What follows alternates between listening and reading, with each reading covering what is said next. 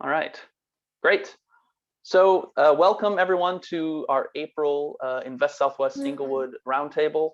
Thank you all, for those of you who have been a part of these sessions in the past, thank you for continuing to engage with us.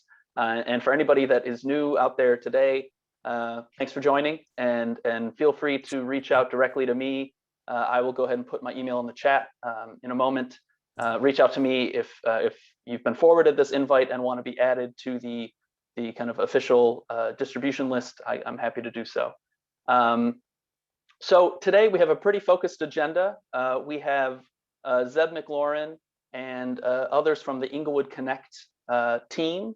As a refresher to those of you who have been with us before, Englewood Connect was the winning development team selected as part of the Invest Southwest Englewood Square Phase 2 RFP process.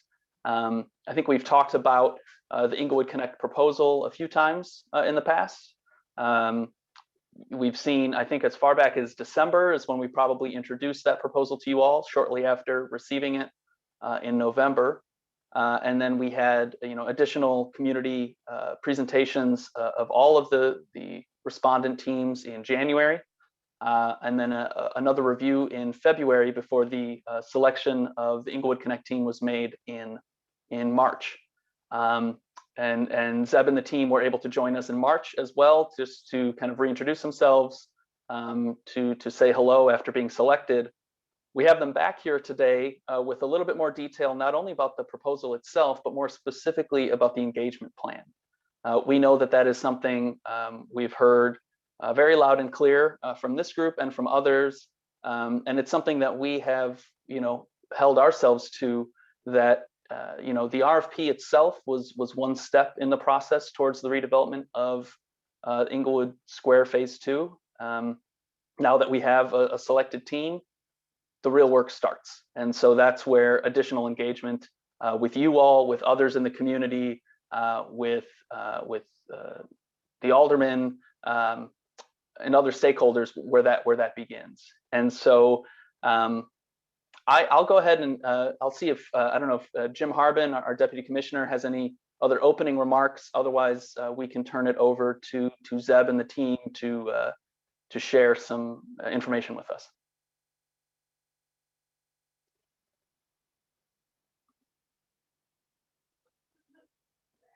I think I see Jim trying to get off mute. Yeah. I'm sorry, Luke, I was on mute. No, just for the sake of time, let's keep it moving. Okay. I know we've got some stuff to cover, so yeah, let's keep going. Great. Well, with that, I'll turn it over to Zeb. And Zeb, if you want to go ahead and introduce your team and kick us off, that'd be great.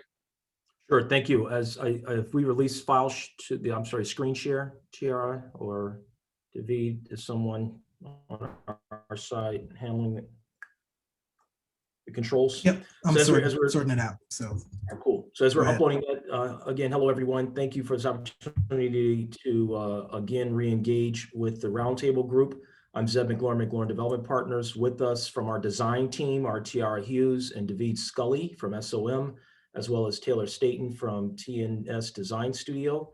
Alderman Moore, thank you and good to see you. And of course, Alderman Coleman, thank you greatly for your leadership and input with us. And we'll obviously be engaging further with you and your team as we move forward to conceptualize and vision the Englewood Connect project.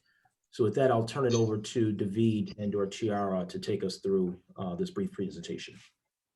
Yes, thank you so much. An emphasis on brief here. We want to get through this portion and really open it up for the dialogue back and forth at the end here. But thanks again, everyone, so much for having us. Next slide. Our agenda today is pretty brief. We're going to do quick team introductions. I think we have a few team members on the phone will have introduced themselves, an overview and vision of the project, especially for those that were not in the interviews leading up to the selection.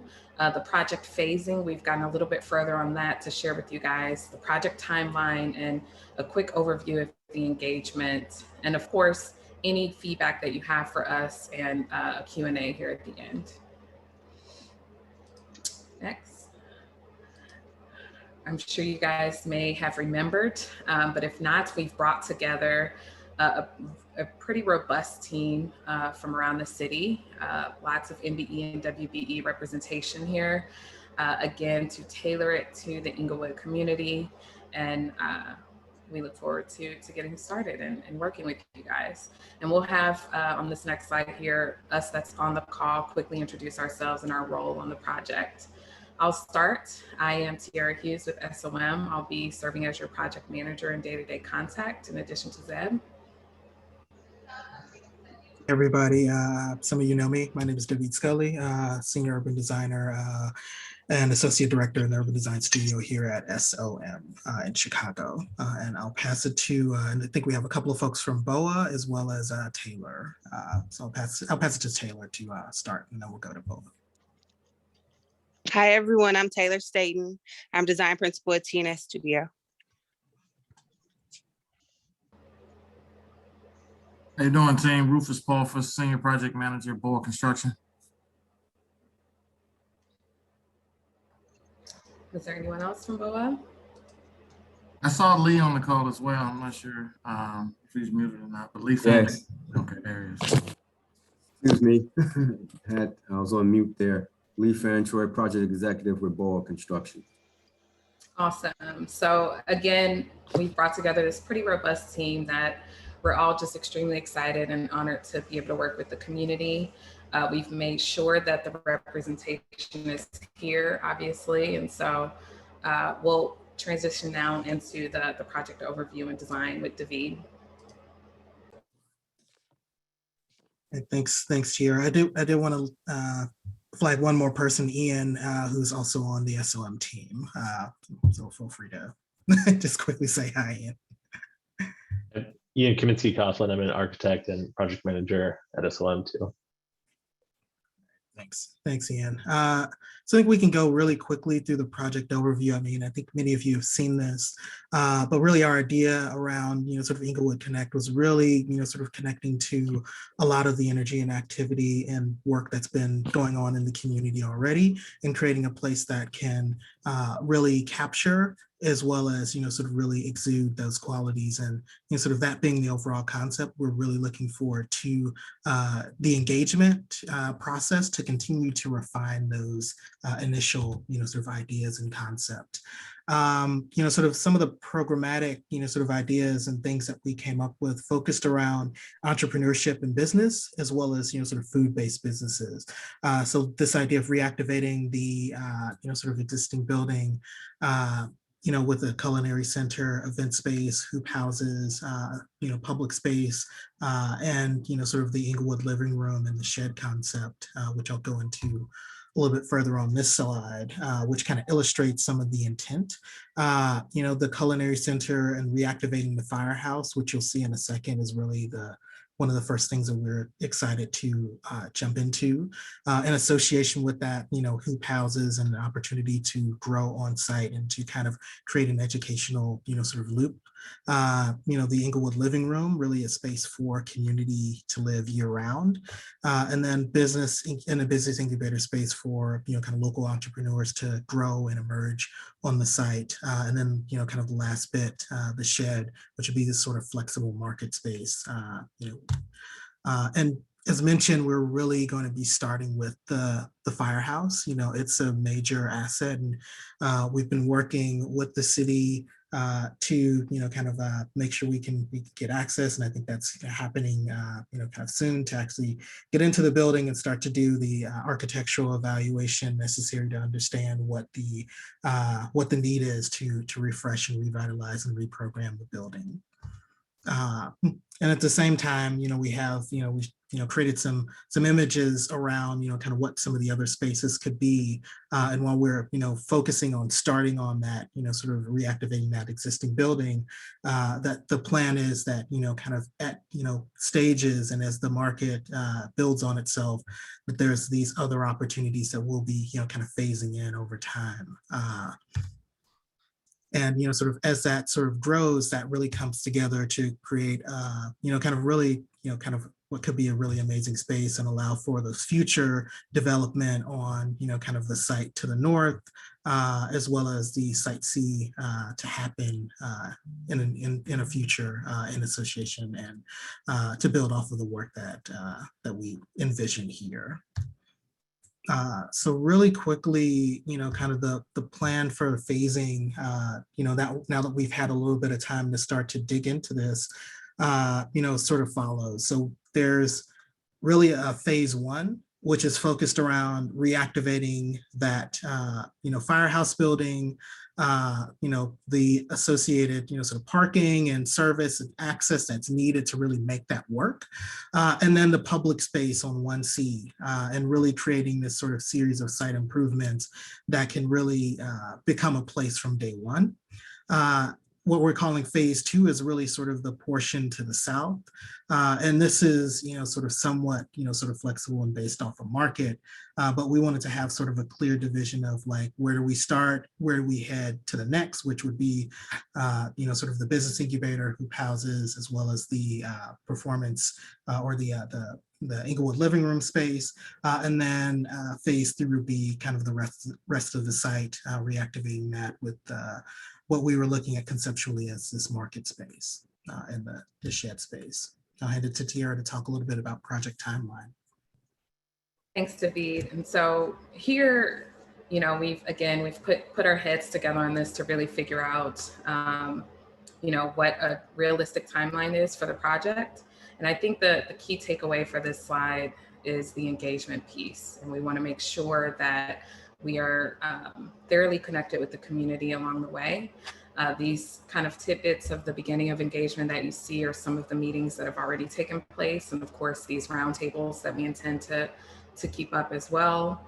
And then of course, it's happening simultaneously with design, entitlements, and eventually construction. So again, emphasis on that engagement piece and just keeping the community updated along the way of the process. Next. And then to wrap us up here with our side of the presentation, we're going to talk a little bit about that engagement and what it means.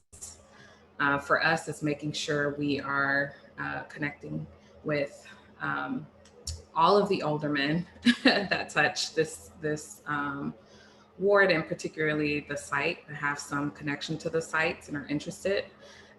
Keeping up with those monthly Invest Southwest roundtables, having a few walking tours along the way that are community-led and community-based, 2 to 3 site visits that involve pop-up tents where it's really interactive with us, and again, those conversations, one-on-one conversations.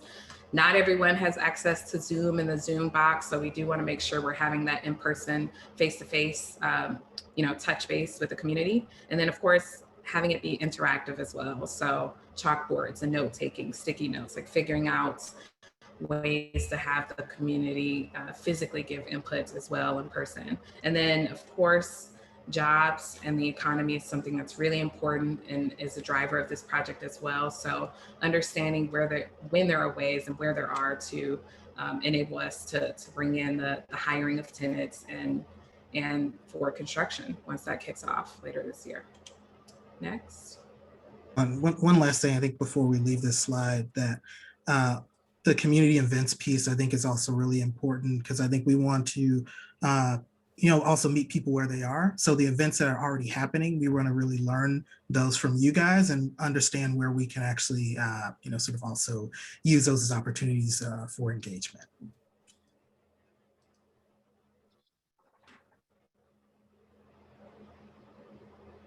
Thanks, Dee. No, that was a great point.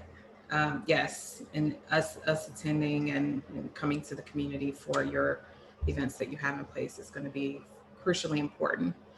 And then we did want to close out here with, again, the Q&A and discussion with you guys. We had a few questions that came to mind for us, but of course wanted to open up the floor for feedback as well.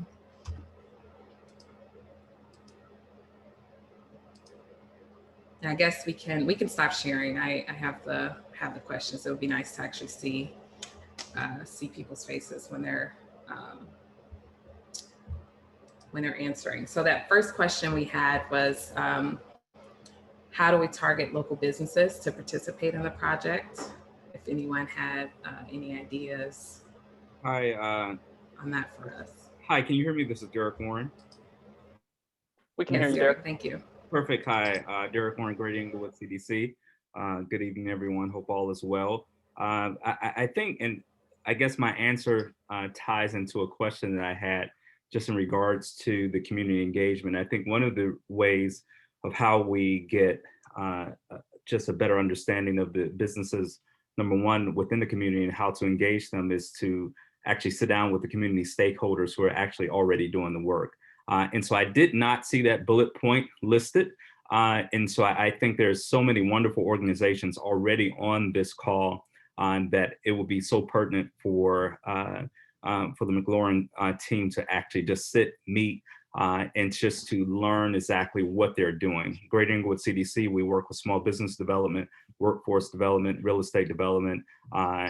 Rage is doing so much as far as grassroots and Teamwork Englewood, and so many others that are on Growing Homes I see is on here. And so I think it would just be really prudent for the team to just allot some time to actually learn as far as the community stakeholders, as far as what they're doing.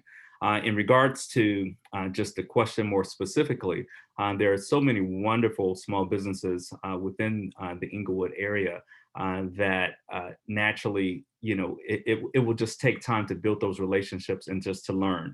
And so I would just say, suggest taking time out just to sit down with, we would love to sit and talk with you. I know the other community stakeholders would love to as well. And then that we can help build a better substratum or foundation of small businesses that you all are aware of, and that you all can help as we move along the timeline, that you can become more aware of. It just takes really, I know it sounds simple, it's just relationship building, learning exactly what we have and who's actually doing the work. So that would be my first suggestion and answer to that initial question. Thank you, Mr. Warren. For certain, we intend to and value the work that was already done and will continue to be done by the stakeholders that exist in the community. During our initial meeting with this roundtable, I think we identified and just a snippet of the dozens of community stakeholders that we had been in contact with and certainly intend to engage with as we continue through this process.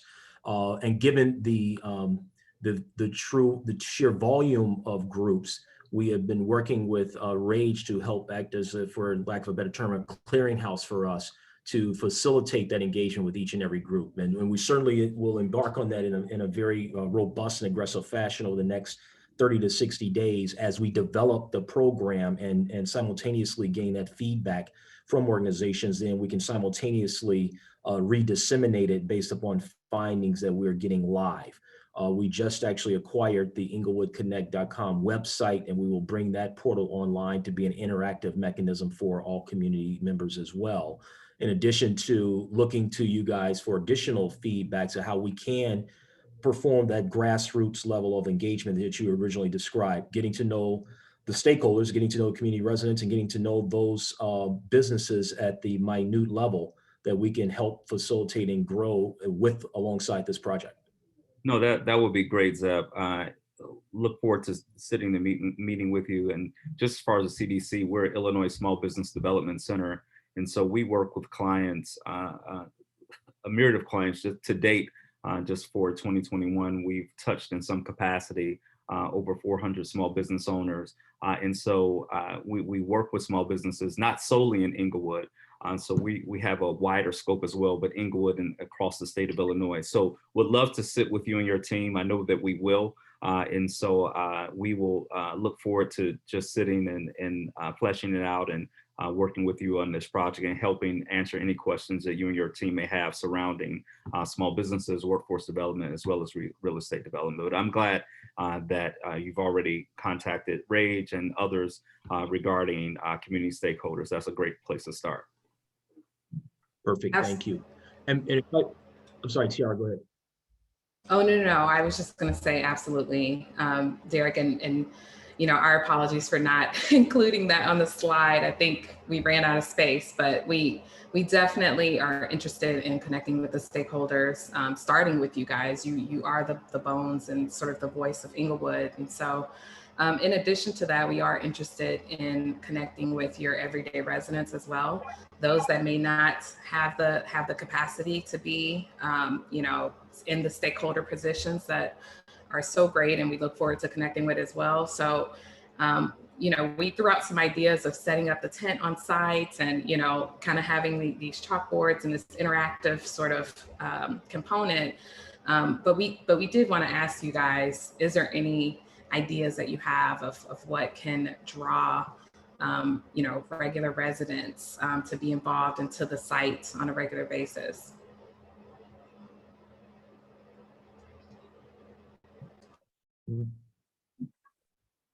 While we're thinking of that, if I may, I want to make sure I address the two questions that are already placed in the chat, and give those members an opportunity to make sure I answer as they expected. Regarding the budget, I think Ms. Austin referenced some previous documentation around a $10 million budget, and if the costs end up coming in larger, will we increase the budget? Absolutely. We intend to complete the project as originally planned and as originally presented.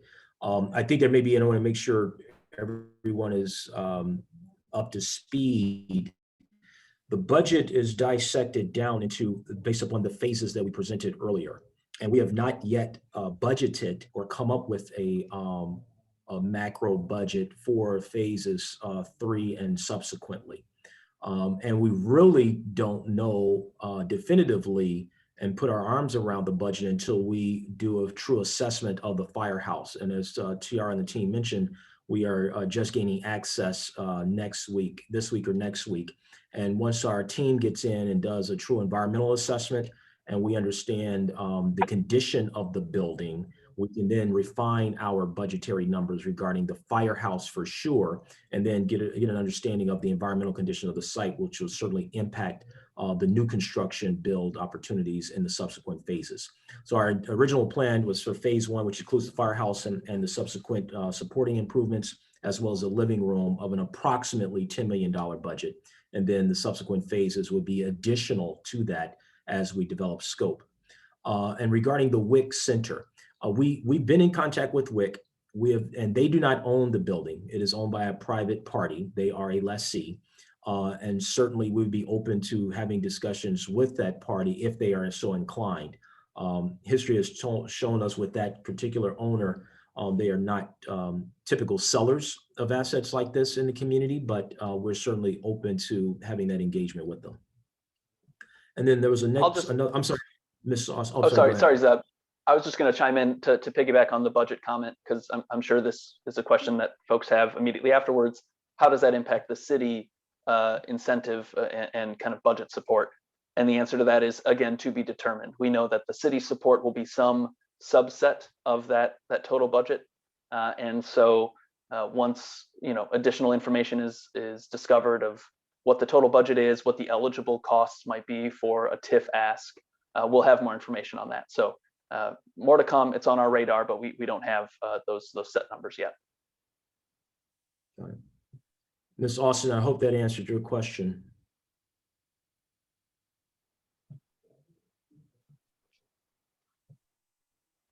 And then there's another question in chat from Ms. Price regarding community hiring and working with community groups.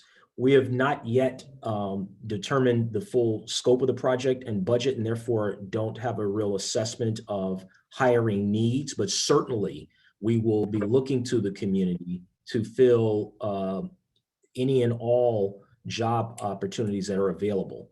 Obviously, as you guys have seen before, given the construction nature and given the fact that there are city incentives involved, that there are certain requirements, but we are always willing and looking for opportunities for persons who at various skill levels, not exclusive to construction, but providing opportunity not only as far as the physical build of the site, but obviously also with consulting and other soft cost opportunities as it relates to the project. So we have not engaged with a particular group on this yet until we get further down the road and understand again the full work scope and working with our construction and engineering and architectural team. And we hope to look to all the stakeholders here and others involved in the city to help us understand the true scope of the demand in the marketplace. And certainly, as we've done in most of our projects in the past, if not all, we will identify areas where we can engage as many persons who are open and willing to work as possible, whether it on this project or many others in our own pipeline. The one thing that we try to cater to is every time that phone rings and someone's looking for opportunity is to find a way to utilize that human resource. And if I can just add, this is Sharice Price. I asked that question because you said that you are interested in working with the community residents as well as organizations to identify people that can perform these roles. But if you guys are able to identify exactly what the roles are, what the responsibilities are, what the requirements are, it will make it that much easier to identify people who are really able to perform those positions and get them ready to perform those positions. So I know that you have it divided up into phase 1, phase 2, phase 3. And so maybe if you guys can identify what each responsibility will be for each job in each phase, it will make it that much easier for us to identify community residents. Perfect.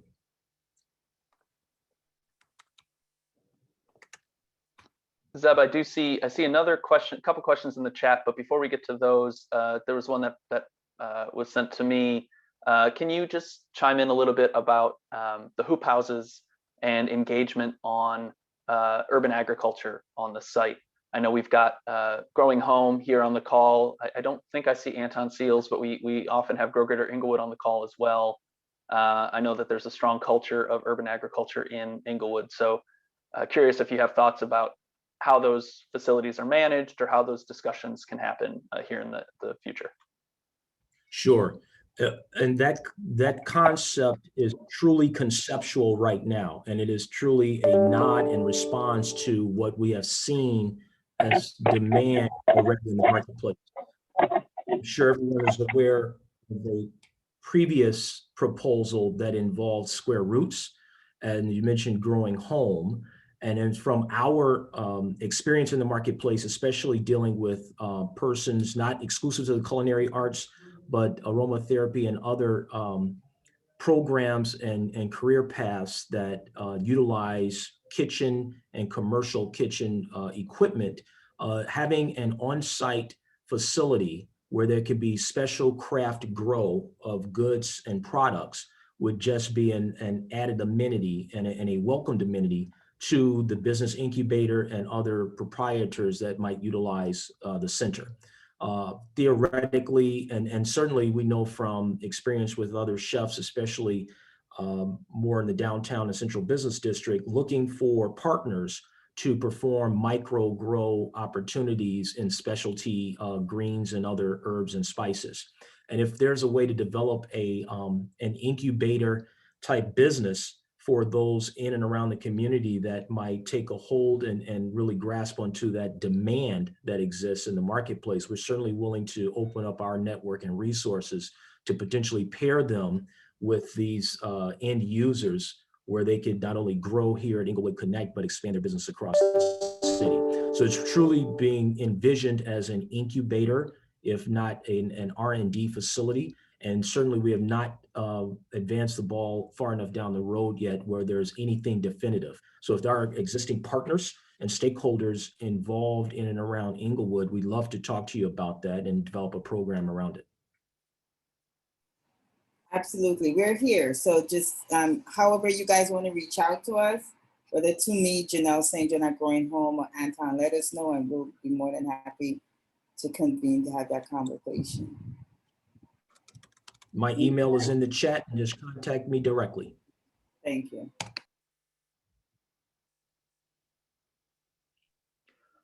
Great, thank you. I think I do see a couple other questions here in the chat. Ms. Miller is asking, how can we make sure that residents are attending these sessions, and do we have an idea of when the pop-up meetings might be? So I know you've spoken to this a little bit already, Zeb, but if you can just speak to that maybe a little bit more to address that question. Sure, and I would hate to get out in front of before discussing this definitively and with dates with Alderman Coleman and her team, but we had envisioned potentially the city has graciously provided us access to the vacant lot north of Emerald Drive, just north of the firehouse site. In the event we want to engage community on a larger scale and having pop-up events at that location where community can actually see the site and see our renderings in a larger format and actually have more hands-on experience with our vision for the project. And so it's still in formation. And again, once we get those concepts facilitated and approved by the alderman in her office, we'll certainly communicate that to the larger community and welcome that opportunity. And our thought is that this would be on time, at times and locations convenient to the community, perhaps Saturday afternoons throughout late spring and early summer, or in conjunction with larger community events that are already on the calendar where we can engage with community residents more directly as well. Great, thank you. I see a question here from Bruce Montgomery about a project website. Can you all speak to whether or not that's something that's in your plans and when you might have that online? Yes, thank you, Bruce. I said earlier, you may have missed, I think you get on a few minutes after I mentioned this, but we just acquired the englewoodconnect.com URL. And so we will be bringing that online, and we'll be certainly utilizing that as an interactive mode for the community for engagement, and certainly not exclusive to project and or architectural comment and opinion, but these things that we're talking about regarding job opportunities, business opportunities, and certainly an area for stakeholder engagement to be live with all community residents. So yeah, we intend to do that and certainly intend to have it online before the next roundtable a month from now. Great. I do see a comment here, a question here from question/comment from Otis Woods on whether a marijuana dispensary would be a proposed use. You know, certainly not part of the development plan right now, and not something that I think we've had any discussions with the alderman about. So Zeb, I don't know if you want to speak to that at all, or I don't know if the alderman wanted to chime in on that, but I don't think there's plans for that here, unless I'm mistaken. I don't know if the alderman wanted to come in first. Alderman Moore? As of now, it's a no. No.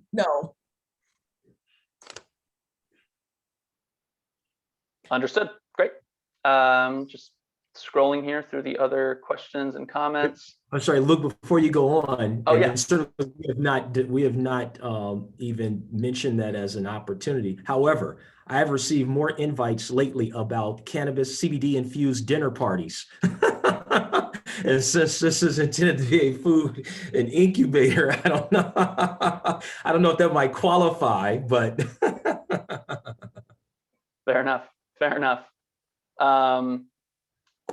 I see a question from Joan here. To clarify, there is no budget for phase one. I'll take a stab at that, but Zeb, jump in and correct me here. There's a rough budget. You know, there was a budget submitted as part of the proposal. About $10.5 million was assumed for the quote unquote phase one part of the project. Again, those numbers are subject to change as the firehouse is really investigated and the remediation both in the firehouse and on the site are really better understood. Zeb, anything to add on that? No, unfortunately, it's just typical for a project at this stage. We make assumptions based upon just industry knowledge and experience. And as we refine program and engage with community on definitive program, then the budget evolves. Great. And then just to piggyback on that, I know, Tiara, you went through the development timeline. could you just give a quick refresher on kind of an overall, major milestones that we're expecting?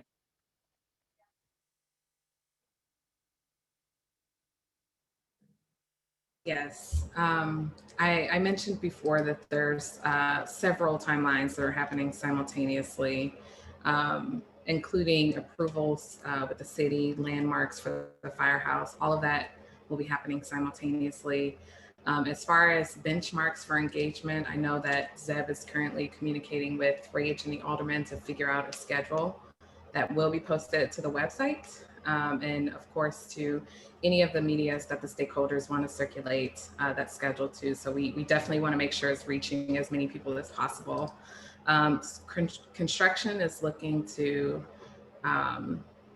start by the end of the year. So we're thinking early December, end of November, somewhere in that time frame. And then of course, construction will go through next year. We haven't set an end date yet for when that is, but design, community engagement will all happen simultaneously, and then construction will kick off at the end of the year.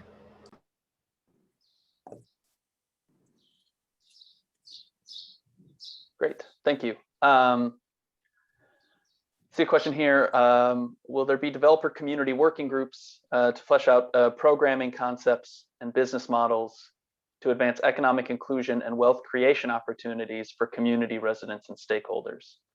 I think you've spoken to this a little bit already, Zeb and Tiara, in terms of initial kind of brainstorming sessions throughout the engagement process, but not sure if there's something to add there, or maybe a more continued kind of engagement that would speak to that. Sure. We've spent decades identifying, resourcing, incubating local small businesses. Although we're known for big projects, our bellywick, our wheelhouse, and what we're most proud of is identifying local entrepreneurs and helping them grow and scale.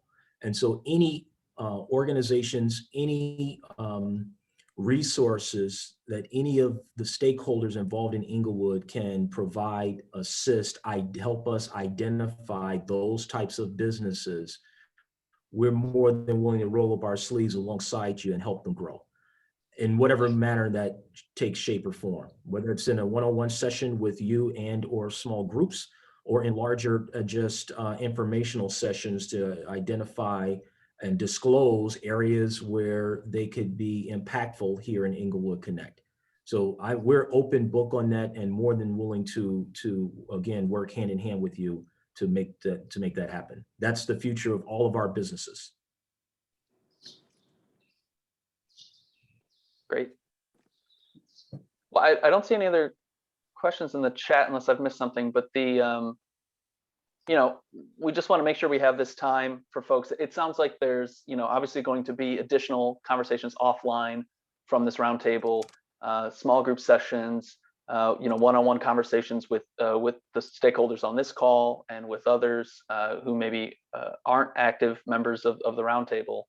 So I know more to come in terms of shaping the engagement, but just want to make sure there's not any other kind of outstanding questions about what to expect on this development in terms of engagement and in terms of actual impact.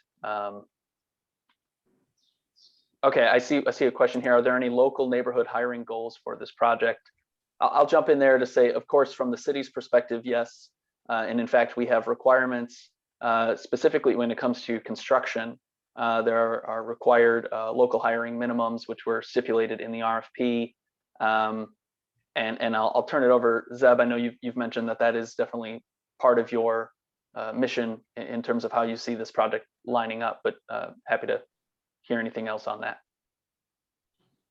Sure. And again, I believe it was Ms. Price that alluded to identifying specific roles and responsibilities. If you and others already have, for example, a list of persons or businesses that perform certain trades or perform certain functions relates to real estate development, we'd love to talk to them now. We don't anticipate construction for several more months, but between our Rolodex, our resources, and our other projects, we often have opportunities before Englewood Connect comes online, and certainly after, and would love to engage with them immediately to identify areas to help them now. And so whether it be persons who are just laborers or actual subcontractors or contractors who are looking for opportunity, we're more than willing to meet you and discuss that and help them now. And also I want to add to beyond the construction, there will be opportunities for tenants within the spaces that we're creating. And we're definitely leaning on, these engagements with the stakeholders in the community to understand who would be a best fit for those spaces. And that, of course, is longer term than the near term construction. Great. Joan, I think that maybe captured the second part of your second question, the more permanent hiring is I think what Tiara was just referring to there. I don't have the minimums for the construction related hiring off the top of my head, but I can look that up here and throw it in the chat in a second, what was stipulated in the RFP. In the meantime, jump in. I was just going to say, while you're doing that, Luke, we did have a few more questions since we have a little bit of time left here. I think the first one being if there's a community calendar of events that you guys have, in particular Rage, or if the other, we know you have a robust, stakeholder group and community groups that do various events throughout the summer. We would love to get our hands on that and see where we can support and come and attend those local events in the future. So we don't know if that's a consolidated list or if that's easy for you guys to do, but we would love to get a hold of that soon and plan out how we'll engage with you throughout the summer. And then the last thing I wanted to touch base on, and I know Luke has asked several times, but was there anything that we missed? I feel like we were very targeted in our discussion today. Is there anything else that you guys are curious about or you want us to touch on tonight?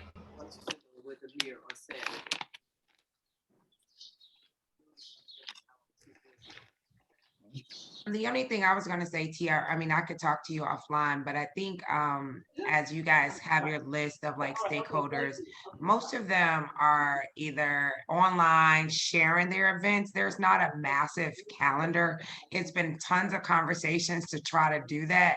But with COVID and folks, doing pop-ups, you just almost just got to follow the groups. And then that usually leads you to another group. You got folks like Neighborscapes and as we were talking, like some of the folks who are not connected with Rage, I was telling Zeb this too. A lot of them are at the barbershops, the laundromats, the grocery stores, Food for Less, very just places where people go every day.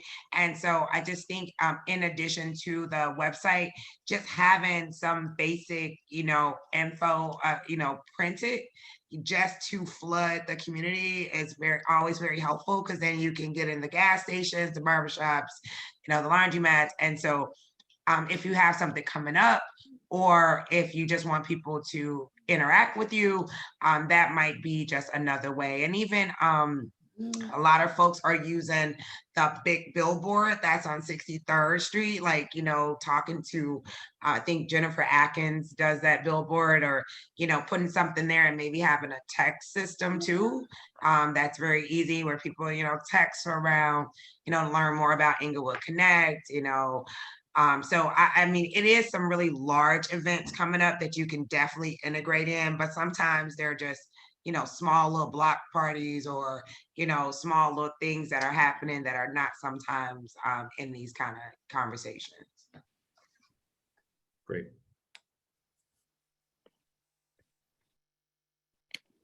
No, that's great. And I think that's giving us a little bit more on the personality and culture of Englewood too. Thank you. And we have a site visit coming up, so maybe we'll actually explore out into some of these places that you named to see, check out what's there.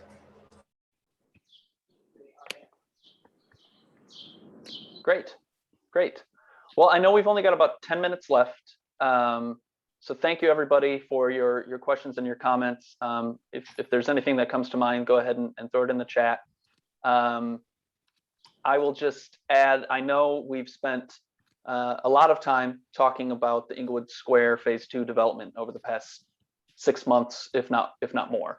It's really been the focus of this roundtable. So we appreciate everyone's patience and help with this as we continue to move it forward. We're excited to have the Englewood Connect team on with us now, who's able to advance this project and really engage with you all and with other stakeholders in a really robust way.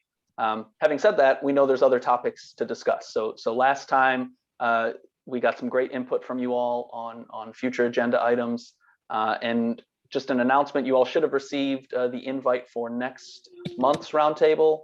That will be on May, now I've lost the date, May 25th, I believe. It's that last Tuesday of the month. Yes, May 25th from 4 to 5 p.m. Again, we'll be doing it on Zoom. At some point, you know, this may shift to be an in-person session. We hope sooner than later, but for now, we'll be on Zoom. And our planned agenda for that session, just to give you a heads up, we'll have the Englewood Connect team back with us just to provide a quick update on how things are going, how they're progressing, what engagement has happened to date. And also, we expect to have a couple other guests with us. I see one of those guests on the call with us today. Of course, Eric Hotchkiss is our DPD/D case artist in residence. I believe Eric was introduced to you all.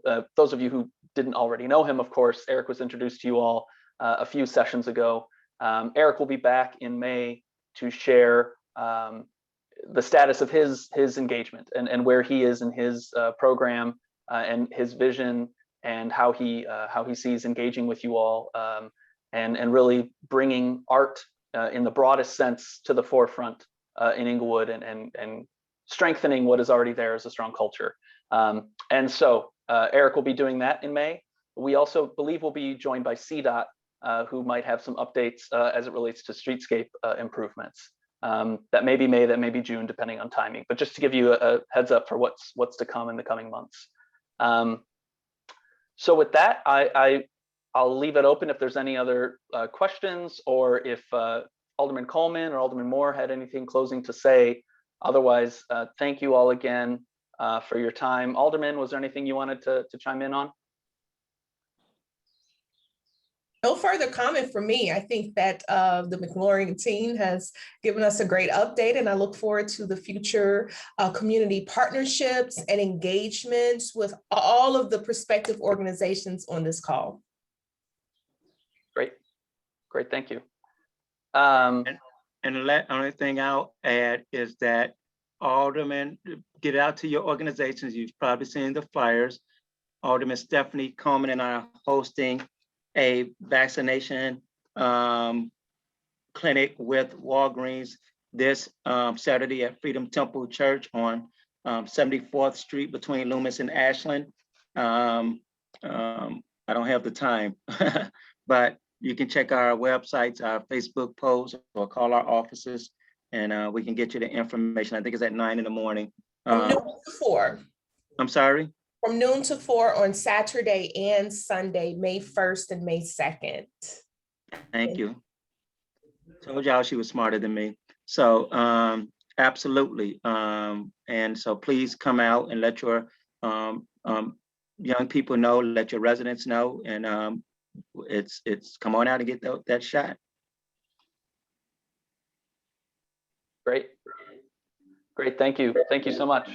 And thank you again, everyone. Thank you to Zeb and Tiara and David, Ian, Rufus, Lee. Did I miss anybody? Thank you all for joining us, and more to come. So everybody take care, have a great night, have a safe night, and we'll see you all again in a month. Thanks, everyone. Probably sooner than that, you'll be seeing this. Have a good night. Oh yeah, that's true. All right, Thank you. have a good evening. Thank you. Good night. You too.